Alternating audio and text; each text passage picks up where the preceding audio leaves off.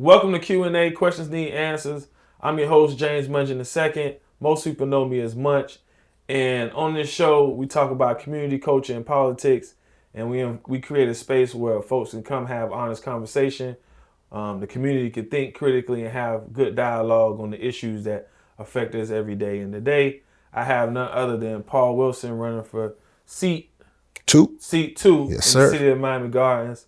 And so we're going to have a conversation, talk about a little bit of everything. And I want y'all really to get to know who he is. You know, there's a lot of assumptions. A lot of people think they know him, but I want y'all to get to know who he truly is, aside from what y'all really know. So with that being said, I want you to introduce yourself, tell people who you are, and I guess tell them how you came and how you grew up. You know, most people think they know, but I want you to go through that. I want you to let people know who you are. You know what I'm saying? Okay. The work you've been putting in the community, you know, for so long. Yes, sir. Yes, sir. Well, I'm Paul Wilson, right? Born and raised in the county of Dade, not too far from here. Cedars of Lebanon Hospital is now UM Hospital, Yeah. but you know what I'm saying? Right there.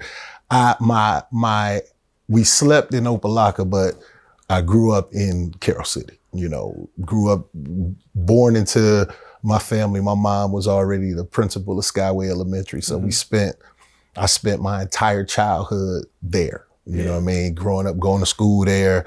You know, me and Mr. Dillard. You know, the world know him as Flow Rider, but me and Mr. Dillard used to play basketball in the back of Skyway every day. Yeah. You know, like, so that's where I came up. That's where I had my first fist fight. Shout out to Dwayne Brooks, the homie. You know what I'm saying? I had my first fist fight there. So I came up in that area where back then it was more of a surrogate community. You know what I'm saying? Everybody knew everybody, and even if you didn't know them, you showed them respect anyway. And in the community around that school, everybody went to that school. So everybody in the surrounding houses knew everybody, you know. So I went there. I went to North Carroll City Elementary for a little while.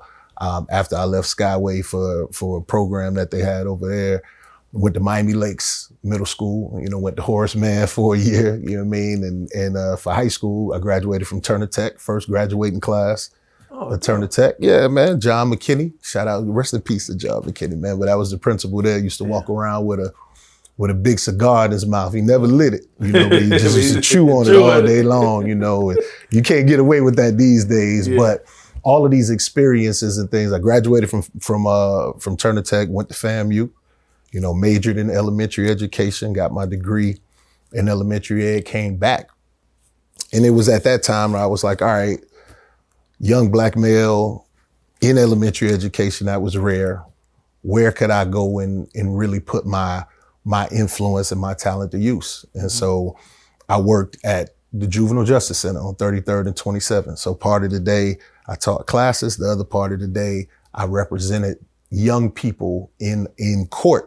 Right? When you get called to court, your JPO call you to court, state attorney, whatever, they need school records. They need to know how many days you missed. They need to know how many credits you've earned, you know? And so I would go and speak on behalf of the young men, and women sometimes, but the young men, both in criminal court and in family court. So this is Judge Johnson, Judge Mindy Glazier, who does all the felony cases now. She was a juvenile judge at the time. Lester Langer, on the family side, you had Cindy Lederman, you know, Judge Cohen. Like these are people, these are legends in regards to that building. You know, this is the old building before they moved downtown to the new fancy place. This 27th and 33rd. It was an old dilapidated place, you know, but even then I was all about giving kids second chances. You know, I would set up young people that were 17 years old, 9th grade, 0 credits.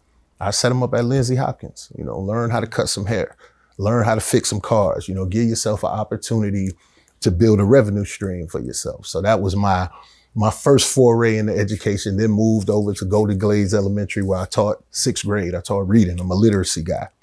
Taught reading there, was the dean of students there. Interestingly enough, while at Golden Glades, I got an opportunity to become a reading specialist for the Florida Department of Education. So I left the school district for a little bit, worked for the state, you know, traveled around the country teaching literacy as a process, teaching differentiated instruction.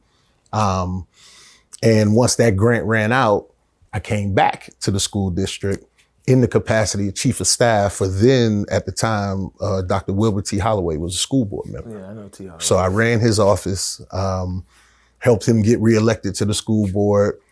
And from there, I wanted to be a school-based administrator. You know what I'm saying? I wanted to, at the time we had a number of schools that were struggling in literacy throughout Miami-Dade County. It didn't work out in Miami, so I went to Broward. You know what I mean? So I was the assistant principal at South Broward High School, took their reading program from the letter D to the letter B. You know, in the short amount of time that I was there, I revamped the program. Did so well there. With that, I was then moved to Hollandale High School, you know, right off of Foster Road, and worked there for a while. Then I was moved out west to Sunset Lakes Elementary School, where I did, you know, my principalships and all of that kind of stuff. And I came back to Miami as the executive director in the Office of Community Engagement. You know, so I was over the Parent Academy, revamped the Parent Academy, you know, took it from a paper process to an online process, added some languages where we translated the classes so that parents could really understand, updated a lot of the classes, particularly around how they could navigate and help their children around social media, right? So that was a huge thing. Got promoted within the district to the Office of Labor Relations, where I served as one of the chief negotiators, negotiating contracts with UTD, with AFSCME, with FOP, with DESMIC, you know what I mean? Just negotiating labor contracts. That's when I went bald. When I stressed myself out and started losing my hair, man, that's serious business. You know, sitting at that table face to face with these people, you're talking about people's livelihoods, you're talking about, you know, their careers, their lives, the things that they've built. You're talking about their retirement, right? That they've been building towards for so long. It's serious business at that table. From there, I moved over in school operations. I was over dropout prevention. And I had the privilege at that time of being the executive director in the 5,000 Role Models office, you know, where for me, it was a full circle moment, you know, remembering being at Skyway Elementary, my mom starting that program in 1988, you know, with a couple of men that were husbands of her sorority sisters, and had them come to the school and they bring a couple neckties, you know, wasn't no signature tie at that time, but the idea and the concept was there. It was born there, you know, and so for me to be able to have that full circle moment where I was now in charge of the 114 chapters that we have across Miami-Dade County, serving almost 10,000 young men, you know, and being in a position to put young men in a position to go to college, even having that on their brain, where in some of those instances, they never thought that was something that they could achieve, right? But not only are they achieving it, they're achieving it for free.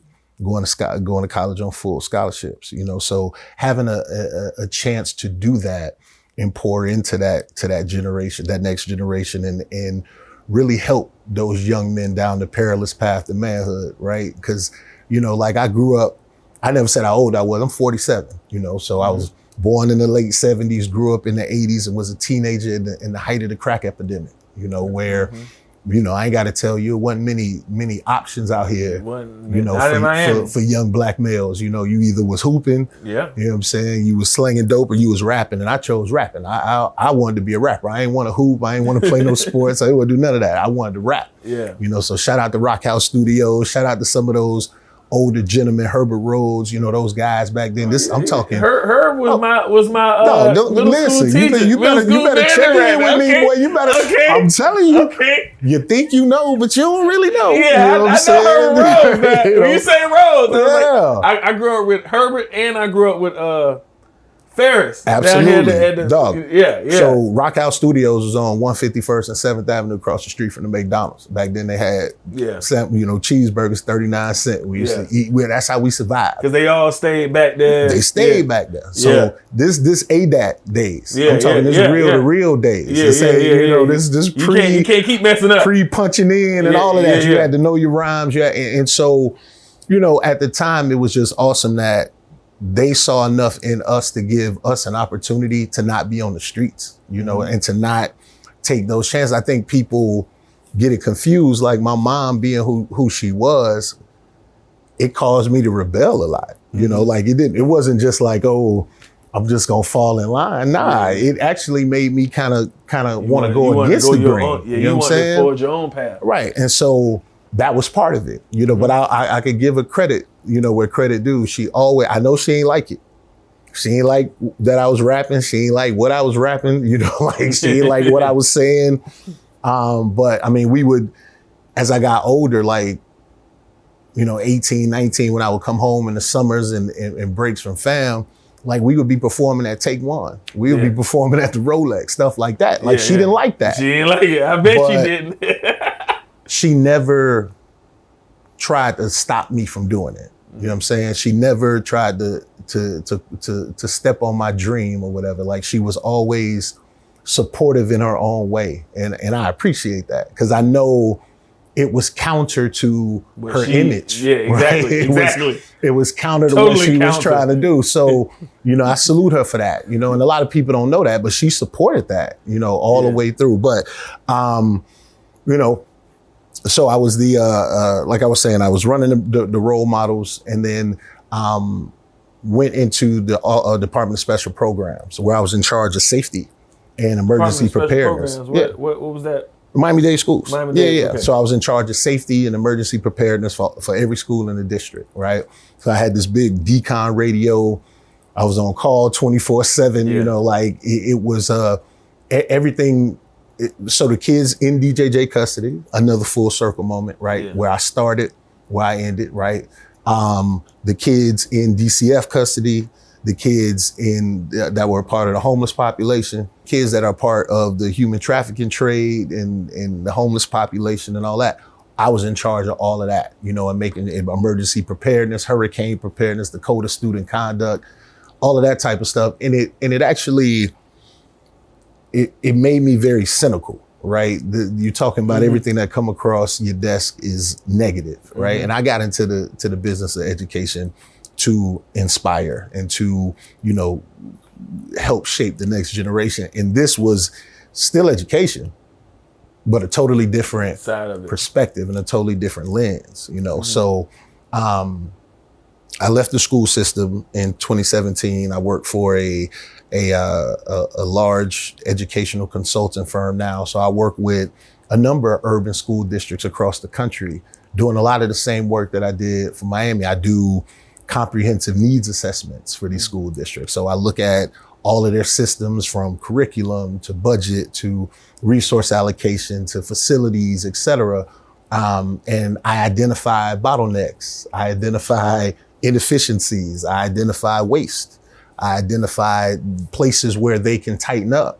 And then I help them create a plan to do so. And then I help them implement that plan. You know what I'm saying? And I do that across state departments of education and large urban school districts. You know what I'm saying? So that skill set is the same skill set I plan to bring to City Hall, right? Yeah. It's everything that I've done has prepared me for this moment. I think when people hear, oh, he an educator, you know, he was a teacher, you think standing up in front of a classroom, books behind you teaching. Yeah, that's where I started. Yeah. But all of the, I've ran large system initiatives. You know what I'm saying? The $1.2 billion bond referendum that we passed in 2012, I was a part of the executive team for that.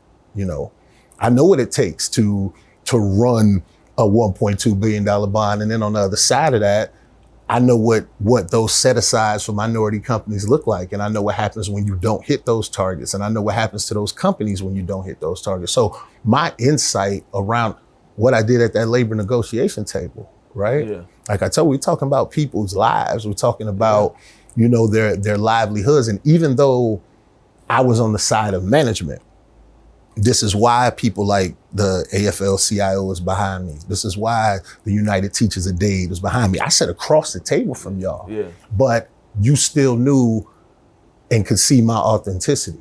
You knew I wouldn't bring no deal to you that was insulting to you, right? Because I had more respect for you and more respect for what you did, right? And that's something that I learned while working at Juvenile. working with those young men, I learned everything that I needed to learn, James, about relationships. I learned everything that I need. These are kids, so I got to paint the picture for you, dog.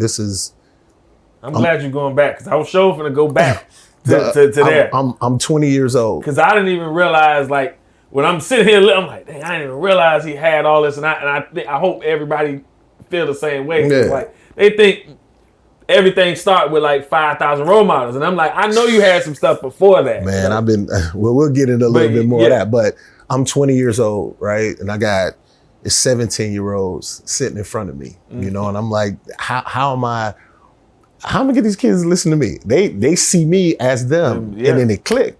Yeah, they see you as them. You dress like them when they was on the outside. You know what I'm saying? You listen to the same music they listen to. You talk like them. You think like them, so you can connect with them. And that's exactly what I did. Like that, you got to think about going into that location. No belts, no shoelaces, no car keys, no phone. Like you became one of them behind that door, right? Yeah. So I learned the power of listening with the intent to understand versus with the intent to respond. I learned how to shut up and just listen, right? Because that was the only way that I was going to be able to convince those young men to allow me into their world. And once they allowed me into their world, now I can help you navigate. Now I can show you that, you can't be dumb and sell dope. You got this in your head. You calculating who owe you what, you calculating measurements, you good at chemistry, you can't be no dummy and sell dope. But I would get them to see that same skill set, you could hustle cars like that. Yeah. You could hustle houses like that. Yeah. You could hustle haircuts like that. Yeah. You know what I'm saying? So me trying to connect with them and get them to switch their mindset and see like, okay, I'm a hustler. I ain't got to stop hustling.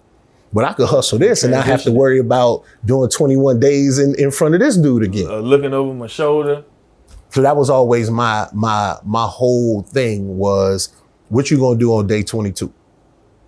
You know what I'm saying? You get 21 days in here for the judge to decide whether or not she's gonna charge you as an adult or not, dog. What you gonna do on day 22? To where I never got to see you again. And I mean that with all the love in my heart, right? I don't never want to see you again, especially not back here. Not here. I see you again, but not in here. Especially not back here. Yeah. So, I got during all that time, I got a master's degree in urban education from FIU, back before anybody even knew what urban education was. Like no one understood what that was. Even when I was going through the coursework, a lot of the coursework was being created as we were moving through. Yeah. Like it was building the plane while you flying it. So what's the difference between, I guess, a traditional track and urban education? So urban education focuses particularly on what kind of strategies are necessary for schools in the urban core, right? Schools in the inner city, schools that are traditionally underperforming, right? And being able to understand how to lead those schools, lead districts that have a plethora of those schools.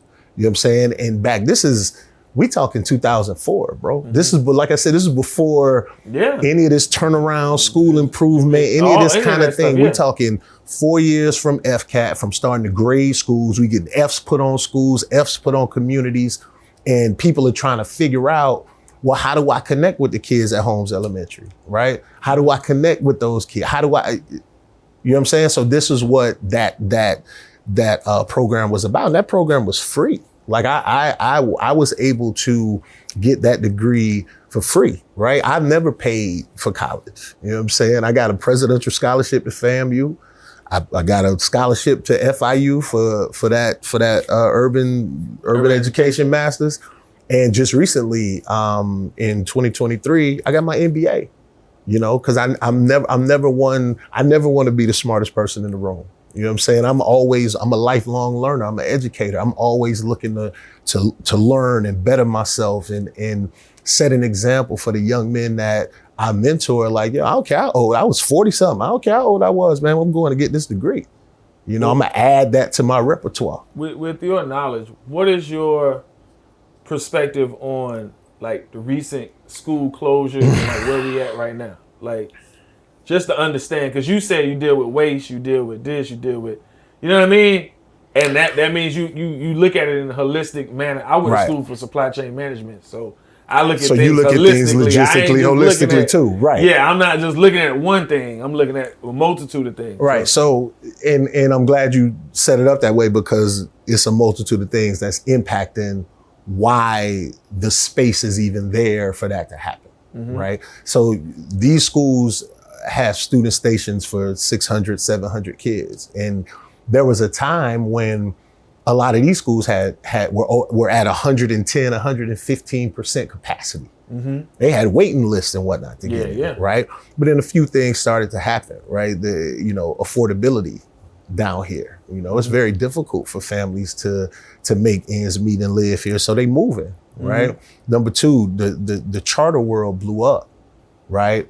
And with that, with the meteoric rise of school choice, parents have options now. So not a local elementary, the local middle, the local high school, you ain't the only game in town now. So now I can go over here. This school specializes in what my kid likes. This school is a K-8, so I only got one drop off. I got an elementary and a middle school kid. I ain't got to run to the middle school. You see what I'm saying? So it gave more choice. So there's another faction of kids that left the school district, right? The third thing, birth rate. You know what I'm saying? People just not having kids at the rate that they were having kids before, right? So you used to have families of 4 or 5 kids. Now you got one, right? If you lucky, they got one kind of thing. And I think the biggest thing, especially here in South Florida, right?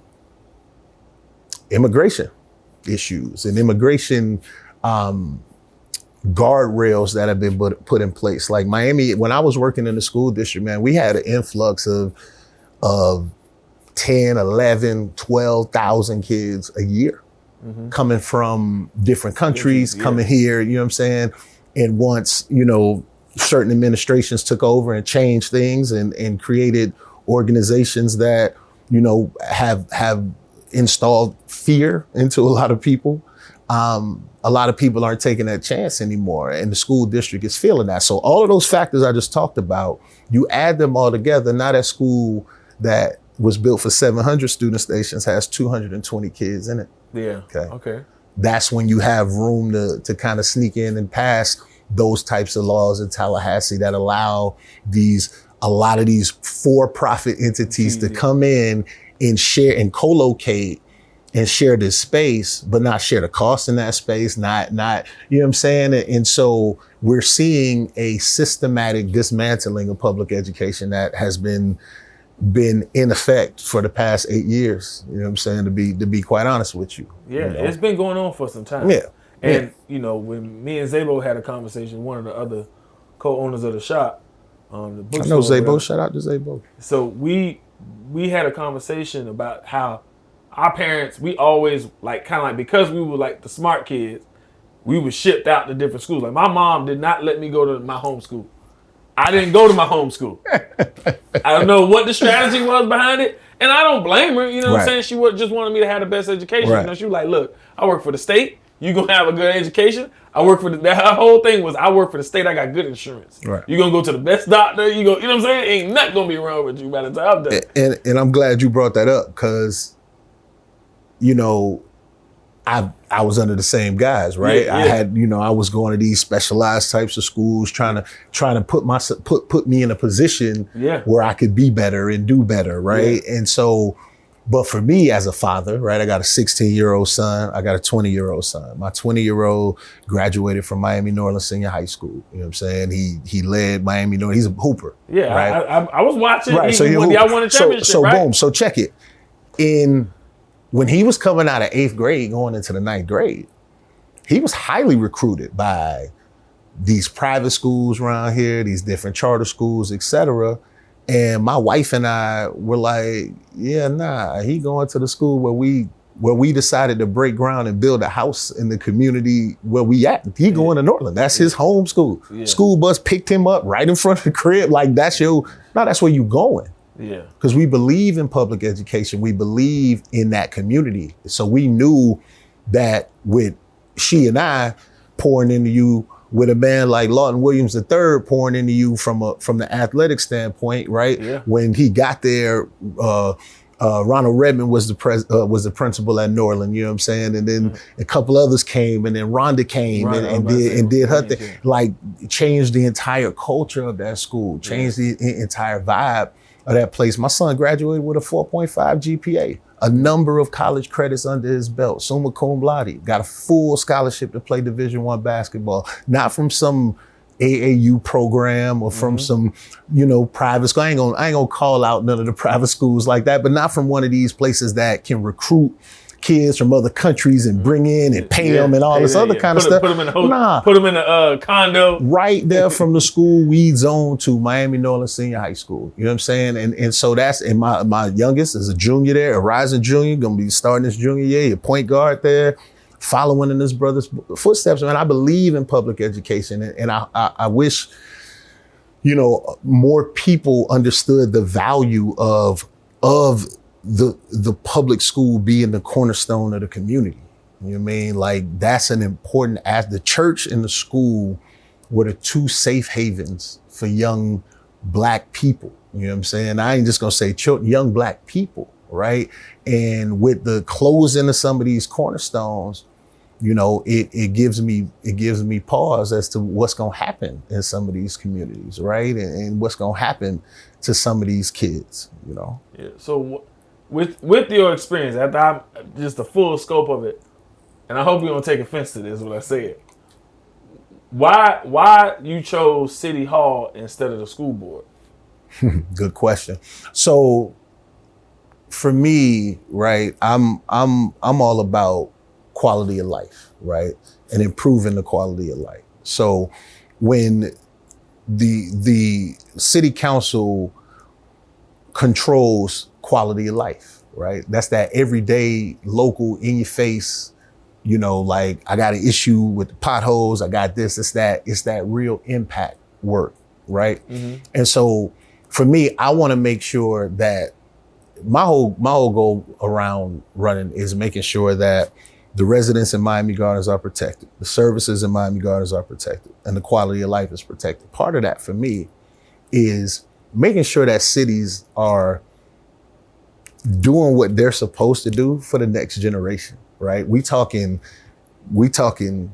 career pathways that are developed through city developments, right? Anything that's coming into that city should have a non-negotiable apprenticeship program connected to it, internship program, real pathways so that kids can not just learn how to build houses, how you build developments. How y'all go about doing these when you building these 250? Why they can't get insight on that? Why they can't get plugged in on that? So for me, I've done great work educationally, right? And I want to expand that work and connect those two powers that be together. You know what I'm saying? And make sure that that our community and our city is an extension of school, right? They should be working in tandem. Like that should be, okay, you doing this during the day. So in the evenings and and on the weekends, here's what we're gonna have available for you so that it never stops, that learning never stops for you. And you don't ever feel like you don't have somewhere to go to be creative or somewhere to go to express your talent or show your talent. You know what I'm saying? So that's part of my whole thing is making sure that the city of Miami Gardens is providing opportunity for the next generation. Why? Because those are the people that you want to attract to be homeowners in Miami. That's who you want to put in position to be able to buy a house here, to keep our city, Yeah. I agree with that because one of my gripes has always been, especially with, we talk about career pathways, and I've seen this pattern happen because I like to look at history, right? History tells us where we are, where we come from, and where we are. And I think when we think about model cities, I go back to model cities a lot, right? They had job training for jobs that didn't exist, right? And so much of our school board now, if we're going to do AI, we're teaching them that, I think it was a track, and there's no knock to them, but I had to reach out to our school board members because I was like, look, they training them to do entry level, like anybody can do generative AI. That's just writing the prompt. You know what I'm saying? Like we need, or we always behind the 8 ball. We 20 years away from teaching kids. Like, don't give me a recording studio. Don't teach me how to build a code to write my own digital art, like my own Pro Tools, digital audio workstation. So it's like the jobs are not like we preparing kids for pathways that don't even exist. So your point about development and making sure those pathways are there makes perfect sense to me. Yeah. So my next question would be like, and I think a lot of people are asking this, is why now that you chose to run? Is it because of the kids? I didn't realize you still had one more, but that, that's still in school, but why now? Yeah. So, it's funny. People, I don't know if people really understand like what it is to spend your entire life being asked when you was going to follow into somebody's footsteps. Mm-hmm. You know what I'm saying? Mm-hmm. And so a lot of people I've heard like, oh, he just doing this because of his mom, or he did. Dude, like if that was the case, right? I'd have done that 20 something years ago. Yeah. You know what I'm saying? My mom been in public service for 30 years, bro. Like I'd have hooked onto that code. Oh my, you leaving this seat? Oh, I'm gonna slide right in here. Oh, you leave? I'm gonna slide. It's never been that for me, right? Because for the example that I got from her was this thing that's called there's a difference between politics and public service, right? Yes. And as I got older, I've learned the difference, right? Yeah. And so I watched and I learned politics is transactional. You know what I'm saying? It's this here, this item, this next meeting, this. Public service is transformational. You know what I'm saying? So for me, I was doing public service. Everything that I just ran down to you, yeah. I spent my entire career raising other people's children. They trusted me enough to send them to my classrooms, to send them to my schools, to put them in the 5,000 and let me take them to Washington, D.C. to the Congressional Black Caucus. Let me take them to Tallahassee for days. Let me take them to sign waivers that allow me to take them to prisons. And they eat the food that the prisoners eat because we want to show you this ain't what you want. Yeah. You think this is what you want, but you're going to cut that loaf. You see that loaf right there? That's your dinner. Yeah. Right? Where we got connections in relationships with lifers that that speak truth to power to these young people. Like, yo, man, I know it look cool. I know, this ain't what you want. This is my crib right here. This little box that you in, and then turn right around and take them to college campuses and show them that this is what you want to be, right? You want to be here. They can't take this away from you. You want to get as much knowledge as you possibly can, kind of thing. So for me, it was about building my own body of work. It was about not being, so I'd much rather be Paul Wilson, who happens to be the son of Congresswoman Wilson, than to be Congresswoman Wilson's son, Paul Wilson. You see what I'm saying? To me, that was a big thing for me. Mm-hmm. And anyone who knows me and anyone who came up with me and people out there in the community, they'll tell you that's always been my thing. I've always wanted to stand on my own. I've always wanted to put in my own work, get my own hands dirty and build my own resume. And, I wanted to pour into my sons, right? Mm-hmm. Like you said, I've been married for 22 years, man. I got married, early in my 20s, because, so no man in my family on my father's side has lived past 41 years old. You know what I'm saying? My grandfather had an aneurysm at 40. My father had an aneurysm at 41. So when I had one at 29, the reality for me was, oh, you got to speed this up. Mm-hmm. You know what I'm saying? So I was already a father of Tristan was probably 2 years old at the time. And then we had Trent, not too long after. And I wanted to experience things as a husband, as a father, because I felt my due date was 41. You know what I'm saying? Yeah. I just imagine that, you thinking that from 9 years old when your pops die of that, right? Yeah. When you're diagnosed with migraines and all this other, so all of these things. And as you growing up, that's your ceiling in your head, right? So much so right here, you see it, 42. Yeah. I got this on my 42nd birthday because I broke the cycle. You know what I'm saying? I was terrified. You know what I'm saying? I was terrified the entire year that I spent on this earth at 41 years old. Yeah. Because I always thought like and even now at 47, I still feel like I'm on borrowed time. So I'm trying to maximize the time that I have on this earth. And so when people ask me why now, I say, why not now? You know what I'm saying? This is a time where I have the knowledge base, I have the experience, I have the purpose, I have the passion to Miami Gardens is on the brink of explosion, right?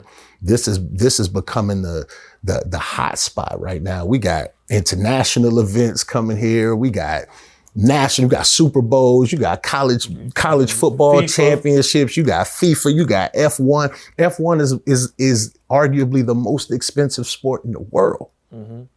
Their sponsors are not your normal typical Coca-Cola type of sponsors. Their sponsors are Piaget and Louis Vuitton and all that. So we're bringing this is what's happening in a place where I used to ride on the back of dirt bikes. Yeah. This was white sand in the dumping ground. Yeah, literally. People was dumping trash here. Yeah. I remember. Yeah. This before 87, before, before Joe Robbie was able to get that $1 a year lease for 99 years. Yeah. See, people, and that's another part of it, knowledge, right? Historical knowledge. People think that the city of Miami Gardens owns the stadium and controls the stadium. No. The county owns the stadium and controls the city. The city of Miami Gardens was not the city of nothing when this happened. Yeah.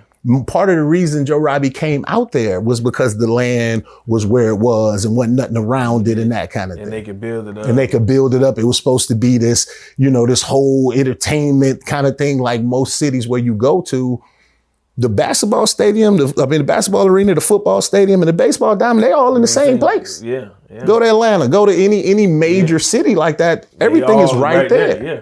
And so this design is very unique. And so we have an opportunity in that way to where it's unique and is in this hub of the urban core where you can fuse these international events with, places like Lorna's and what's going on in conch. They can come get some conch. They can come get, boiled fish and grits. They get a whole different flavor and cultural experience right here with people that look like us. No, we built this. This is Black Miami right here.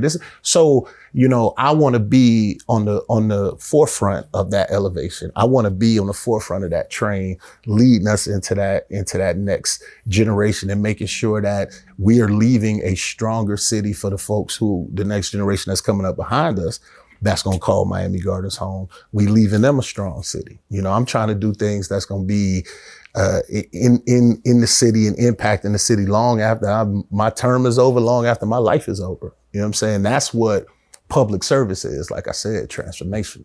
I want to take it a step back because you said something earlier about, not being in your mother's footsteps so much. So like, could you walk us through some things like when you was coming up, when you was growing up, and that was a challenge for you that you had to work through and transition through because you didn't want to be, you know what I mean? Oh man, so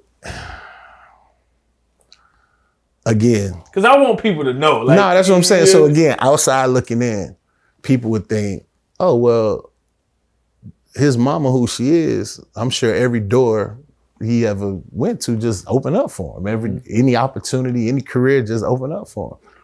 And the reality is it was quite the opposite because of that. Yeah. You know what I'm saying? It was quite the opposite. And so I always felt like I had to be twice as good and twice as qualified for people to kind of forget about that. You know what I'm saying? And people not to put that on. Like my mom used to bring, kids would get released from juvenile programs and whatnot. And she would just bring them and move them into the crib. You know what I'm saying? She wouldn't talk to me about it. She just move them into the crib. Boys my age. You know what I'm saying? Here I am having to share my space. Here I am having to share my old girl. Yeah. With strangers, you know what I'm saying? Real life strangers, right? And then I bet they feel some type of way towards you. And so we go into stores and she shopping, you know what I'm saying? And I'm pointing out stuff for her to buy for them, you know what I'm saying? Suppressing how I'm feeling about it, you know what I mean? So people don't understand how growing up under that type of person, that big of a personality, you know, it ain't all sugar and roses. You know what I'm saying? There's definitely times where my sisters and I, you know, when you live in that kind of life, you got to sacrifice things. There were many a times when my sisters and I were the sacrifice. You know what I'm saying? My mom tell this famous story about I was supposed to escort some girl to like a debutante ball or something, and she was supposed to pick up my tuxedo from Aaron's right there on 125th. You know what I'm saying? And she ran late at some meeting or something, and she forgot to do it. And she came home, and I was like, "Yo, where my?" You know, like, I need to try on my tux. Like, where the tux? And I'll never forget the look on her face. You know what I'm saying? And it was a pivotal point, because she was like, you know what? I'm out here doing all this and I don't forget. I was like, yo, don't worry about it, because I understand the mission. I understand what you want. You know what I'm saying? And I respect what you want. So, you know, like, there were always tough times. Like, my mom raised us I told you my dad passed. You know what I'm saying? My mom was a single mom. She raised a knucklehead kid in the heart of the crack epidemic by herself, while being on the school board, while trying to do all this other stuff. You know what I'm saying? So it was always some.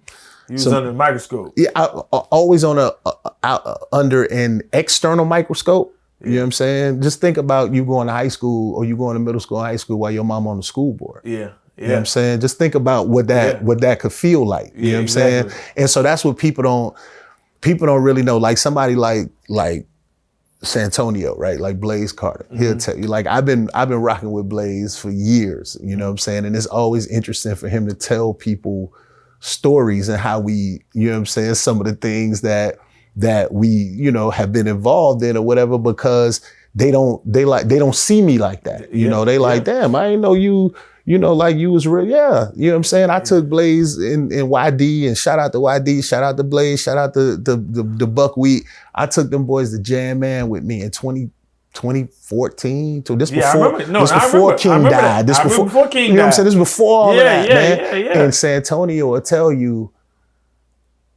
I was the first person to trust him to go in front of some kids and talk. Yeah. I remember when the floodgates opened after that. You know what I'm saying, for him, which is why he rock with me right now. That, you want to talk about somebody who been every single day on boots on the ground, knocking on doors with me. I seen him and Monica. I see. When I see him, I say, okay. And you need that, because people don't know. Like, people don't know what they don't know. And you took me back, because I remember when especially when them two, YD and them went to Jam Man. I remember them putting it on social media and whatnot. And I like that, because that's what was needed. I think one time I came to you because me and Marcus Bright is real cool. That's my guy. And I talked about to him yesterday. Yeah, me too. So we had a conversation about middle school. How it wasn't a lot of programming for, like, there was a lot of programming for elementary, a lot of programming for high school kids.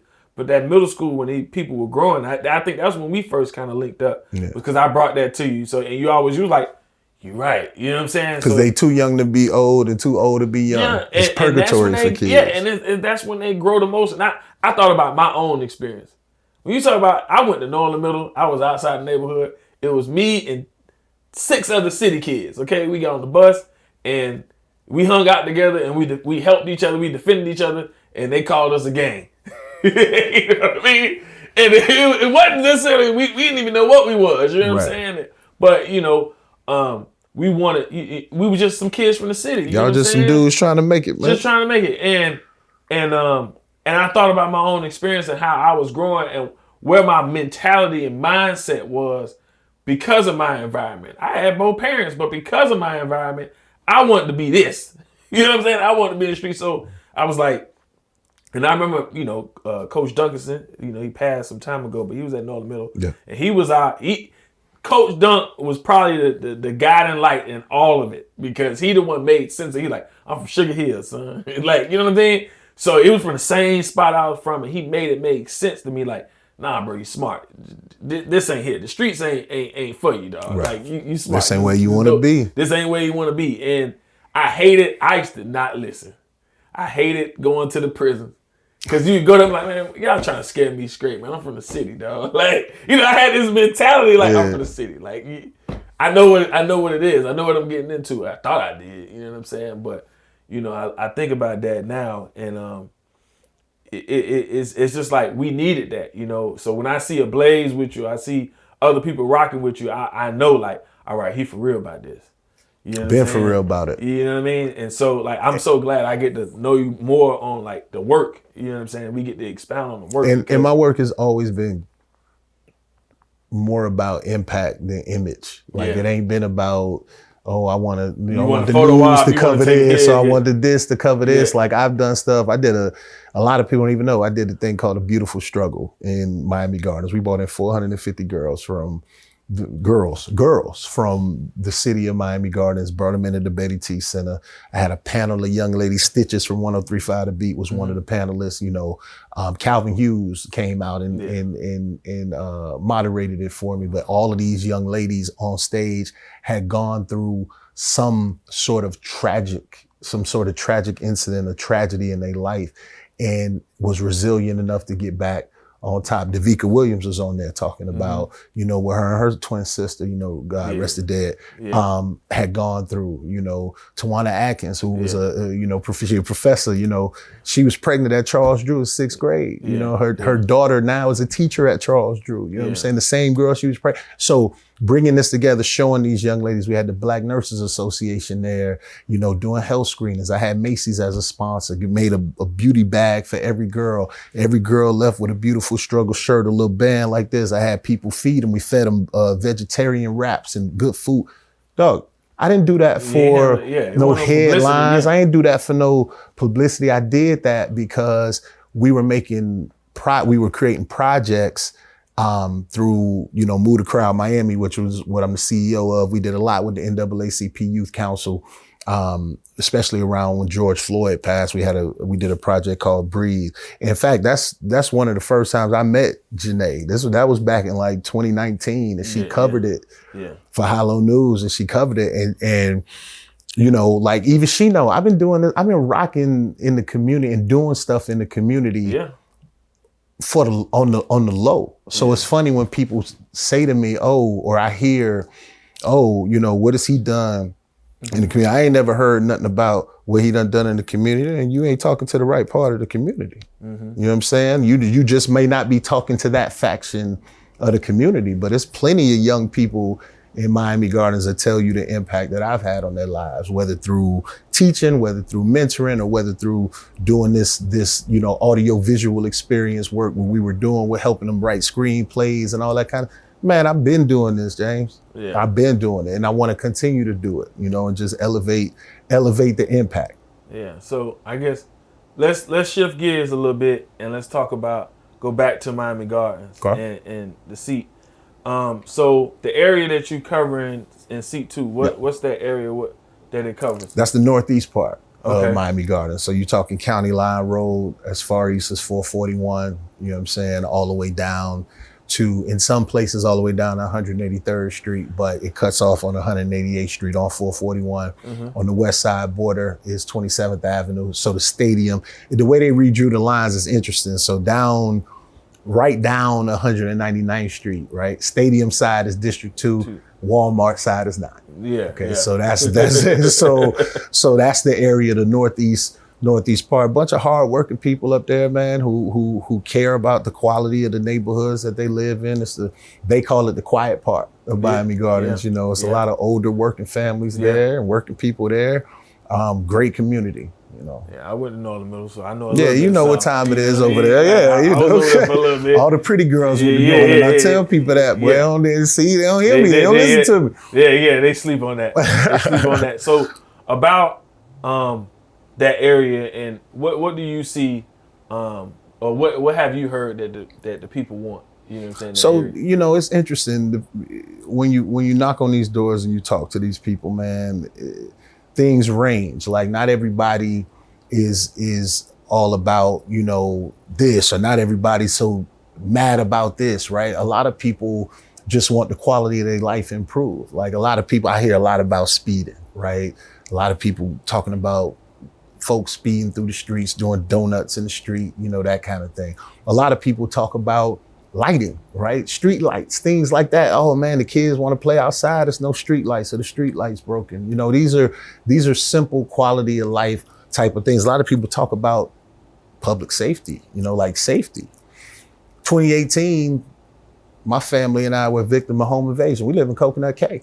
Mm-hmm. That's the you know, it's gates and the whole nine, right? And you know, we were victim of a home invasion, right? We in the crib. You know, the response time was not as fast as I would have liked it to be. You know what I mean? And so it's things like that. It's making sure that, you know, residents have the confidence that they need to have, not only in their city departments, but in their leadership, to know that their leadership driving the same traffic they drive in, deal with the same flooding they deal with, you know, pay the same taxes that they pay, and feel the impact the same way that they do, so that leadership will be, you know, connected to what they got going on. And for me specifically, all that I talked to you about, all those roles I've played, all those positions I've held, I was the Miami Gardens District 2 representative on the Charter Review Board in 2024. Meaning we opened up every single charter in the city. We looked at what needed to be moved, what didn't need to be moved. Remember what I told you what I do for a living, right? What needed to be moved, what didn't need to be moved. One of the biggest things that we talked about at that time was there was some desire around to add a third term. Yeah. In the charter. Yeah. Not on the ballot, in the charter. Yeah. Right? And the consensus around that was like, nah, this is what the people need to say, whether or not they need that or they want that. You know, I'm not in favor of a third term. I'm in favor of term limits. I think that's how you keep things fresh. Yeah. I think that's how you keep new perspective and you keep young people engaged in the civic process, right? But you know, so all of those roles that I played, I was the education chair on the Florida Council on the Social Status of Black Men and Boys, right? I was appointed by Governor Rick Scott. I was his appointed. His whole 8 years, I was the chair of that education portion on that, right? We increased the numbers of kids that were receiving civil citations across the state of Florida. You know, kids were getting arrested for loitering and sitting on crates, stupid stuff like that. You got a criminal record for sitting on a crate? Yeah. Nah, that qualifies for a civil citation. You know what I'm saying? So ironically at the time, Pam Bondi was the attorney general, and she was all for it. And she helped us, you know, increase the numbers and put mandates in place for counties to use civil citations when whatever the infraction was qualified for one, right? Yeah. You know, we increased the access that Black males had to CTE programs across the state of Florida as far as education was concerned. You know what I'm saying? So I've played these roles, and all these roles have one thing in common, my boy. You know what that is? Everything I've ever had to do has been transparent. My grade book as a teacher, public record, transparency, right? When I was a school administrator, the budgets that I had to put together, all of this is public dollars. Everything was public dollars, right? Florida Department of Education, public money. Everything has been an open book. I don't know how to operate any other way. And I think that's part of what people in Miami Gardens want. They want more transparency. They want to, and they don't need it in a bunch of fancy language or, you know, colloquialisms. They need it in plain language, man. Yeah. This is how much money we bought in from this. This is how much money we spent on this. This is how much money we was under budget or over budget. It's plain and simple. If you got public land, it's public. Public land is public dollars. You know what I'm saying? If there's a public land project going on, there should be a public tracker showing, hey, this is what we doing. This how many units it's gonna be. This how many is set aside for public employees. This how many set aside for working families. That all of it should be public information, because at the end of the day, that's what we accountable to. We're accountable to the people that vote for us to be here. You know what I mean? So that's what I'm trying to bring, just an increased level of transparency and just coming in and being like, yo, what you see is what you get. This is why I was so excited to be here with you today, because I knew you was going to allow me to show people who I really am. I knew this wasn't going to be, you know, caught up in a bunch of stump speeches and this and that. You were going to allow people to really understand and hear, what I've done, what I've been through, where I've been, kind of thing. And I hope that help people understand who I am more. I hope so too, because I'm sitting here and I'm just like, well, shit, we need to get you to the bookstore a little bit more often. Me, because I think as much as we do these things on camera, I think there needs to be a lot of building off camera. For sure. You know what I'm saying? Especially with, at the bookstore, we always talking about like, bro, it's all trial and error until we get it right. And we don't have all the knowledge, but y'all done been through it already. Y'all come sit down with us, bro. Let's figure out how we can make this thing work. And Phil, my boy, man, I've been rocking with him since Dream Defenders and all that back in them days. You know what I'm saying? So we need to we need to be able to strategize about public education. We need to strategize about how we connect. What does that look like? We need people to, what does that look like? Because it's places like this that have to fill in the blanks, right? Mm-hmm. We ain't really get into it, but we've seen what happened with certain language in DEI and whatnot in the state of Florida, right? Really an attack across the country, but specifically since we live here, and banning of books in the library that speak to the Black diaspora and what occurred, right? And so it's real easy to change history when you whitewash it and you eliminate it, right? And that's what we're seeing. Oh no, let's take these books out of the line. No, we're not going to say the word slavery. We're going to say, indentured servitude. Or we're going to say, no, slavery was a benefit to people. People learned skills that they could use. So you flip it and you twist it. And so as these generations continue to come, now it becomes folklore. It becomes legend, right? It becomes what your grandma tell you, and you'd be like, well, that ain't what the book say. Yeah. That ain't what the book say, but it's places like this, is people like y'all that have to fill in the blank, that keep to, this is what really happened. Here are the books that you can't get in your library in school. They right here for y'all. You know what I'm saying? Social so I'm all down with that. Yeah. Instead of saying dead, you saying unalive. Nah, say you can't say rape. Yeah. Nah, say the word. Rape is pew pew. Like it's such a different. It's still crazy how the algorithm is changing languages now. Such a different world. Just to go viral or not to get put, And this is what I be trying to tell people. Like that algorithm, you get tricked into thinking that the whole world agrees with your sentiment. And that's by design. Like when you click on an article, you spend a certain amount of time on a post. Behind that, they're like, oh, okay, he liked this, so let me show him this person that feels the same way. And then this article that feels it. And so after a while, you like, see, you crazy. You look, everyone thinks this. Everyone feels this. You know what I'm saying? And it's like, nah, bro, that's what they want you to think.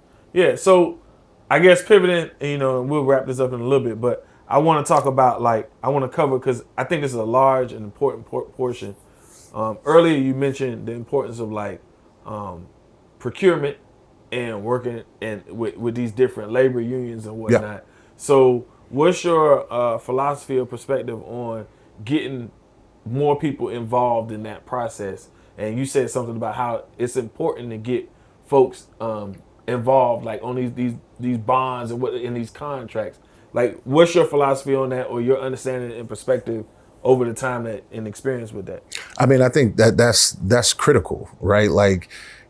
Public employees, right, are the backbone of the city, of the county, of the community, right? And so them first of all feeling supported by the organizations or the cities or municipalities that they work for and work with, that's paramount, right? Them knowing that they have a right to organize, them knowing that they have a right to ask for labor peace, right? Those things are important if you want your city to continue to be able to to provide the services at the level that you want them to provide services on. So I've always been pro-labor, you know what I mean? I'm going to continue to be pro-labor. I think labor should be the first choice before thinking about any types of privatization or anything of that nature, right? Because again, these are public employees that we've built these cities on, and these cities have run on for a number of years, right? And I might be a little biased toward that just because of my experience as a negotiator and really getting to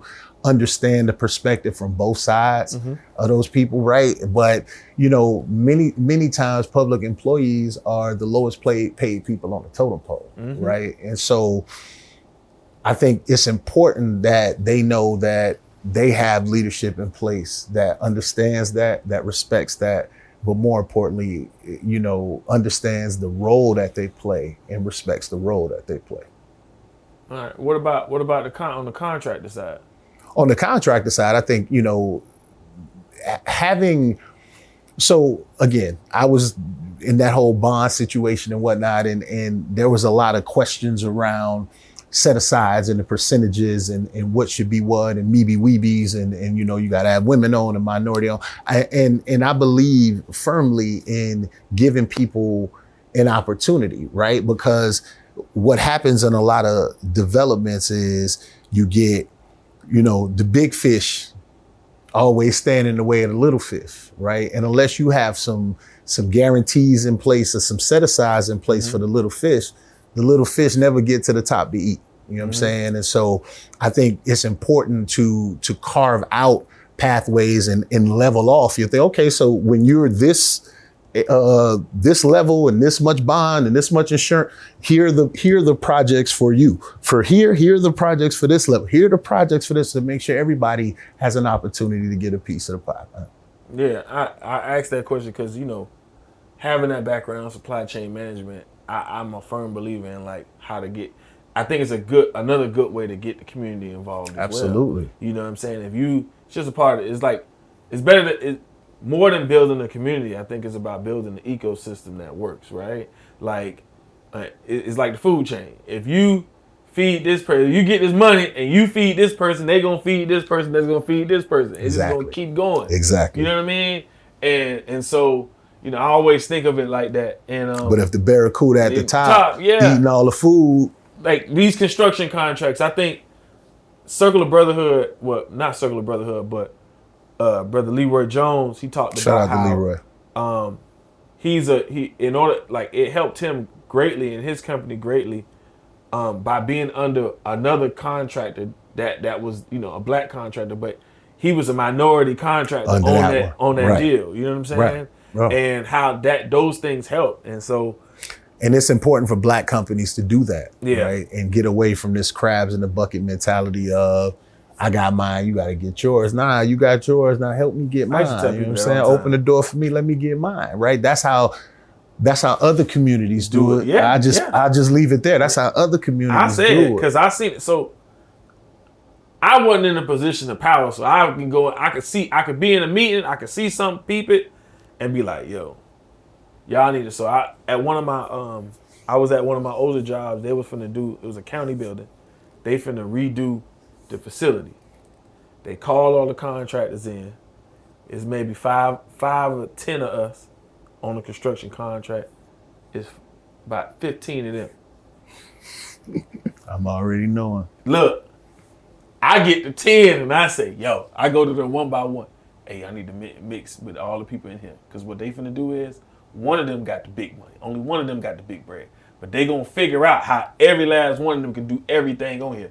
Yep. And they ain't, because one part of this is construction. One part of this is electrical. Right. One part of this is plumbing. Yep. One part of this HVAC. One part of this is architecture. The architecture, the design, the paperwork. One person's on permits. Another person is just providing the labor. I'm already knowing. So I'm like, yo. You're not finna get the whole contract. Y'all figure out where y'all at on this and get it. Yep. Okay? Yeah, talking about a lot of these deals, I think a point of contention and a lot of conversations has been a lot of these deals. Whether it's the bond, the $60 million bond with the parks, the F1, the parking around the stadium. What are your thoughts on those types of situations, and what would you, given that if you're elected, what are some things you would modify or make, like advise the council, you know what I'm saying, on to make it a little easier? Yeah, I think, so everything I've ever been a part of is data, right? It has to be data driven. So I always want to look at the data. I always want to look at the numbers and whatnot. And so, there has been a number of points of contention in regards to the past events and residents' abilities to do a few things, right? Their ability to make revenue, right? And their ability to get to their houses, right? Because some of the street closings and whatnot. And I think it all points to the same thing, right? Clearer communication and more transparency and accountability. It goes back to the transparency piece of when these agreements are being made, right? And these deals are negotiated. Now, granted, things are going to come in Miami Gardens will not have a lot of say so as to yes or no, whether they come, right? Because we talked about it being county stuff, right? This is county, the county controls.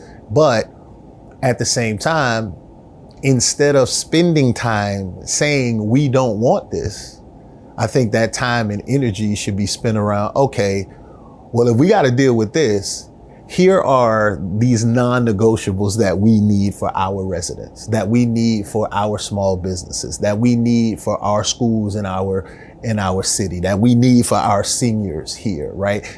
And the best negotiation I learned, right? The perfect negotiation is when both sides are equally unhappy, right? And that's because, not equally happy, equally unhappy. Mm-hmm. That's because I had to give up something that I care about, and you had to give up something that you care about, mm-hmm. right? So that puts more skin in the game for both of us, right? And so I think, agreements were made and things were done and whatever the case may be. I can't speak to what that was or what those conversations was, but I can speak to what those conversations will be, prospectively, if God sees fit to allow me to continue to be a vessel of his work and be elected to represent the interests of District 2 in Miami Gardens as a whole.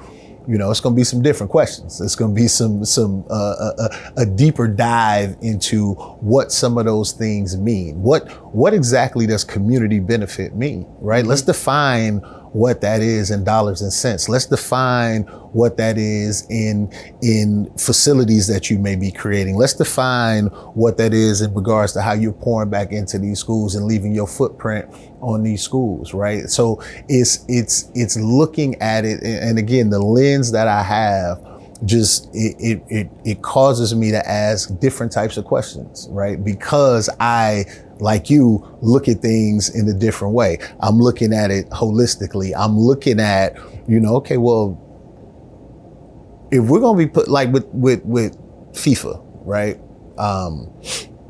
The situation with FIFA in regards to how they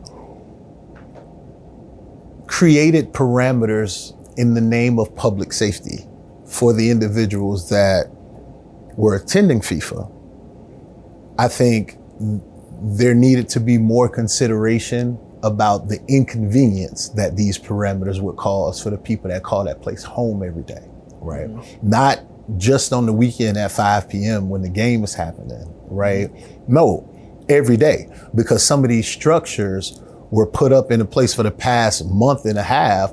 People have had to walk into the street because of the barricades that are on the sidewalk blocking access from particular bus stops that they would take, right? And they say, oh no, the sidewalk's open. Well, the sidewalk is this big.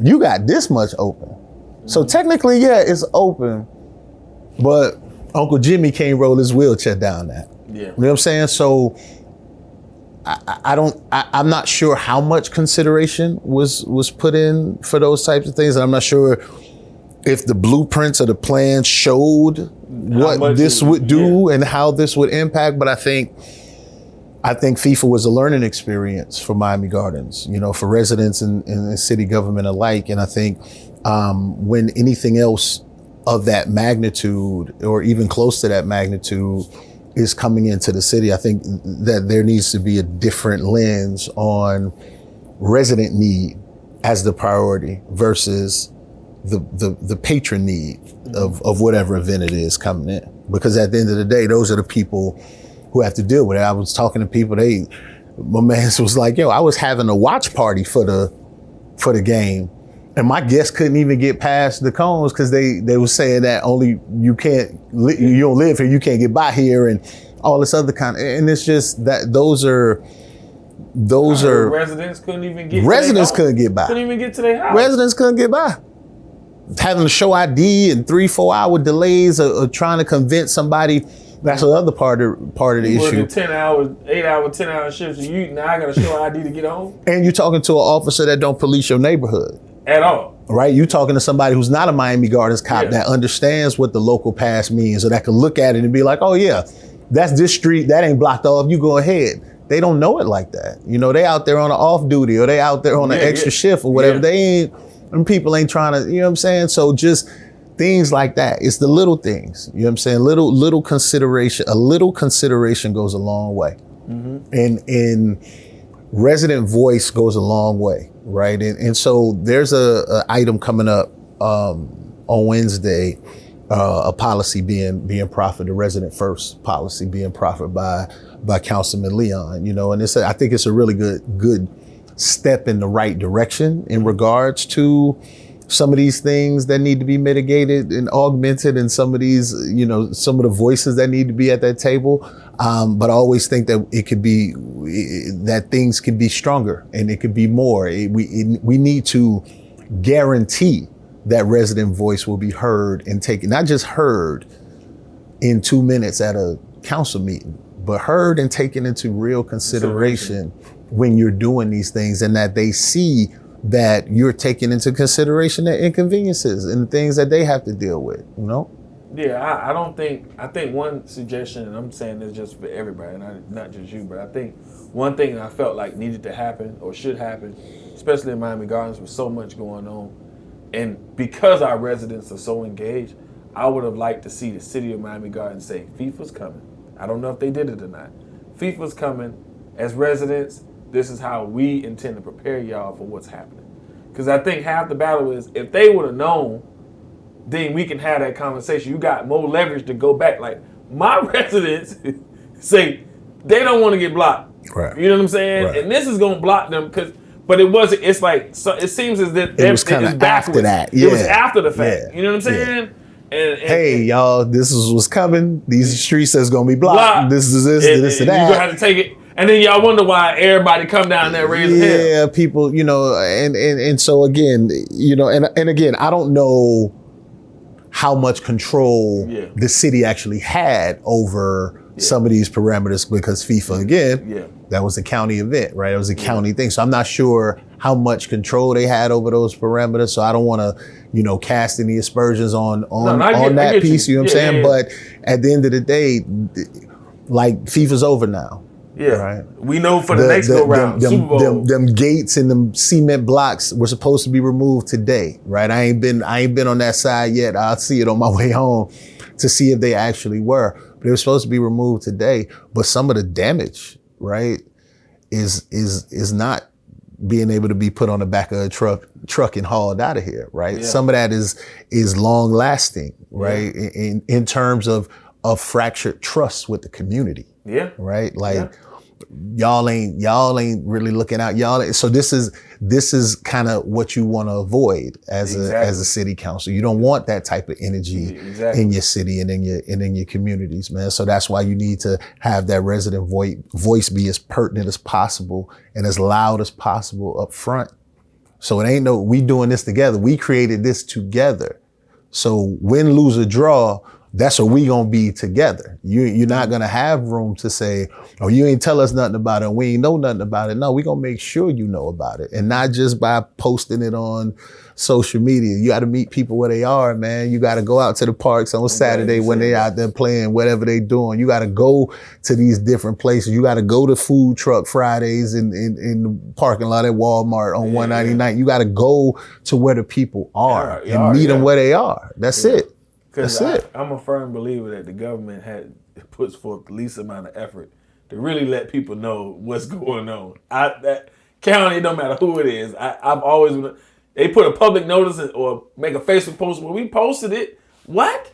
Because by law you have to, right? By law, and I'm like, but y'all, that's the bare minimum. Yeah. Like, y'all know good and doggone well. If you got a single mother working 2 jobs, how she got that? Mm-hmm. Well, you gotta meet people where they are, man. Yeah, like, you know what I'm saying? Various channels over and over again. It may feel like redundancy, but in this particular situation, redundancy is the only way. That's a positive thing. Yeah. Right?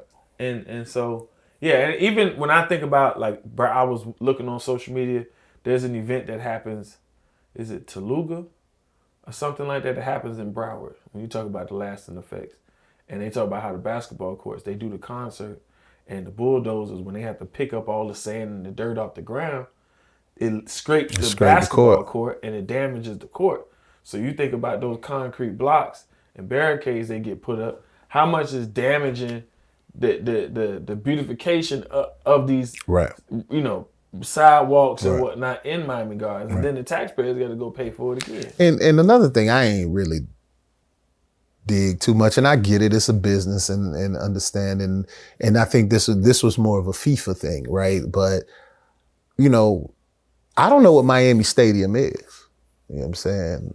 I know what Joe Robbie Stadium is, because that's what I call it. You know what I mean? Somebody still call it Joe Robbie. I know what Joe Robbie Stadium is. Change the name of Hard Rock. I know what Hard Rock Stadium. I don't know what Miami Stadium is, right? So just to see, you know, those logos covered up, you know, like I ride by it every day to see that, and then think about, okay, now you covering the logo, like, so the identifiable things for people to know that this is in Miami Gardens and this is where it is, are now covered. And we got to deal with these barricades and whatnot on the sidewalk. So it just kind of, it just added fuel to the conversation. We gave up so much of ourselves, right, and our identity to, you know, for whatever reason, to placate to FIFA. But again, I think, you know, lessons learned, right? Yeah. We only, you know, as with any city that's growing at the exponential rate that we're growing, you're gonna have growing pains, right? You're gonna have places where you don't necessarily always, you know, get it right, or you don't necessarily always are able to cover everything or please everybody, and you'll never be able to do that. But, you know, as the city grows and as these things continue to come, you get smarter. Right? You get better. You learn from experiences like this. You remember, last time y'all ain't blocking 199th. You can't do that. It stops our trolley rate from going through, right? People, unless we have an alternate path for these folks to catch the same free services, the trolley and the freebie and all the things that these people depend on to get to their doctor's appointments or to get to wherever they're going, then we can't have this, because it's going to put our residents at an inconvenience. Yeah. And we're not just talking about, this wasn't just for a day. This was for months. Yeah, literally. You know what I'm saying? And it wasn't like they was taking them down after the games and then rebuilding them back. Those were permanent. These were permanent structures for the past 4 or 5 weeks. Gardens, this month, I was going deliberately like, nope, I'm going all the way this way or all the way this way. Word. But I'm not going to Miami Gardens because I know what time it is. Yeah, man. You know what I'm saying? So yeah, just lessons learned. You know? Yeah. What is, on that same, you know, sentiment with lessons, before we close, what is a lesson that you learned either in your experience or just, you know, watching your mother? What are one experience that you carry with you every day, and that you will carry with you going into City Hall? So the lesson that I carry with me every day is, you know, it's an old adage, man. That was made popular again by, you know, Erykah Badu when she first hit the scene. And that old adage is, the man that knows something knows that he knows nothing at all, right? So for me, that's one of the things I learned in Juvenile. When I went in there, I'm thinking I know everything, right? I'm thinking I understand everything. And that when I talked about the lesson of learning how to listen with the intent to understand, it comes from experiences I had in there, you know, where I was humbled by these young people, right? When they would share their experience and share, you know, the reason that they were in there. And I had a whole preconceived notion as to why you was in there, right? And so that right there, just coming into any situation, you know, blank slate. You know, not having preconceived notions, not going off of feelings or emotions or opinions, right? Just coming in with room in my own personal perspective to be wrong about something, right? And be okay with saying, man, boy, I thought man, I'm wrong. Boy, I thought you was, oh, okay, no, I get, being able to do that, that's a skill, bro. Mm-hmm. Like that's a skill that I've learned, you know, working at juvenile, that I've learned at the negotiating table, you know what I'm saying? That I've learned as a school administrator, right? Like being able to empathize with people, being able to put yourself in someone else's situation and shoes so that you can truly understand the perspective that they're speaking from helps you make informed decisions, right? And so I had to do that as a teacher. I had to do it as a principal. I had to do it as a district administrator, whatever.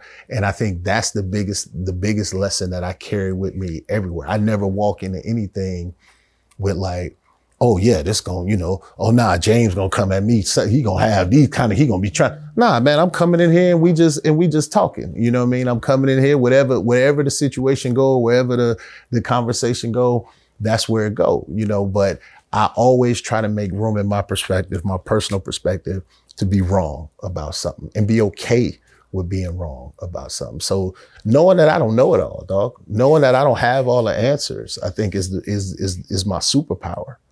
And not being, you know, not coming in thinking I'm the smartest person in the room, right? Coming in humble, willing to learn, right? Willing to understand another perspective, willing to listen, you know. When I'm out here on these streets talking to people, sometimes I'm at your house for 5 minutes, sometimes I'm at your house for 50 minutes. Yeah. It all depends. Like I'm sitting on your porch I'm with the Brown family. I say he a retired state trooper, him and his wife, they sit outside in the afternoons, you know what I'm saying? He smoke his little cigar and they be out there sipping lemonade and maybe it's something in that lemonade, but they sipping lemonade, they kicking it. He retired, he can do that. I go kick it with them all the time and just sit and talk. And he talks about what life used to be in Miami, right? And I asked them, well, what does progress look like to you? You know what I'm saying? Because my whole thing is Paul for progress. So I'm all about progress. So I'm asking these people, what does progress look like to you? Like, what does it look like from your perspective to the neighbor that's across the street, 20-year-old banker, you know, living with Mr. Fisher, their son, just graduated, works at the bank. I asked him what progress looked like for him. He was like, I want to be able to buy a crib next to my mama there. Mm-hmm. You know what I'm saying? But right now I can't do that, right? Because prices is crazy, you know? So like just understanding, being able to understand somebody else's perspective and put myself in their situation and put myself in their shoes is the greatest superpower that I have, because what that does for me is it allows me to push my personal feelings aside and truly represent the voice of the people that I'm serving. All right. So I always say so. I gotta stop doing this, James. Lee, I gotta train myself. I gotta work on my craft. Lee. Moment of truth. Well, I'm gonna give you your last little tidbit, little spiel as to why the people should vote for you for seat 2 in the city of Miami Gardens. That's your camera right there. It's my camera right here. Yeah. District 2, man. Vote for Paul Wilson to represent our interests on the Miami Gardens City Council. I bring this unique mix of executive level experience with this local neighborhood understanding all at the same time. I was raised by that city. I'm from there, born there, cultivated by there. The teachers that poured into me, the coaches that poured into me, the mentors that kept me from going down the wrong path, right? You all invested in me a long time ago before any idea of running an office came into my mind. Y'all invested in me, and I know that the best way to repay that investment is to pour back into the same community that supported me. So I'm asking your permission to represent our interests on the city council in Miami Gardens and allow me to lead us into the forefront and the next generation into the forefront and continue to make Miami Gardens a place where people can grow, where families can build a life, where seniors feel respected and dignified, where our youth see opportunity, and where the quality of life continues to go upward. That's it. What you see is what you get, man. Y'all heard it here first. I hope y'all heard, we dispel all the rumors, all the misnomers, the things y'all thought. Y'all heard it here first. You heard it from him. I hope I answered all the questions. I hope I asked the right questions. This is Q&A, questions need answers. And I just want y'all to get to know the people behind these titles and these candidates, these titles that they running for. That's my main goal. And I hope you were able to, you felt free. Felt free. I appreciate the opportunity, bro. To discuss what you wanted to discuss. Absolutely. How you wanted to discuss it and put yourself out there in the light that you wanted to be in. And so with that being said, follow, like, and subscribe on YouTube. You can find us on Q&A, questions need answers. We drop episodes weekly. You can also go to allikeminds.com/Q&A and check us out, man. We're going to have all the episodes there. We got, subscribe. Run Give it the up. numbers Subscribe, up. Run it up. like, share, subscribe. Run it up. I need to do something. You know what I'm saying? Q&A, run it up. Run it up, okay? Run it up. All right, man. See y'all later next episode.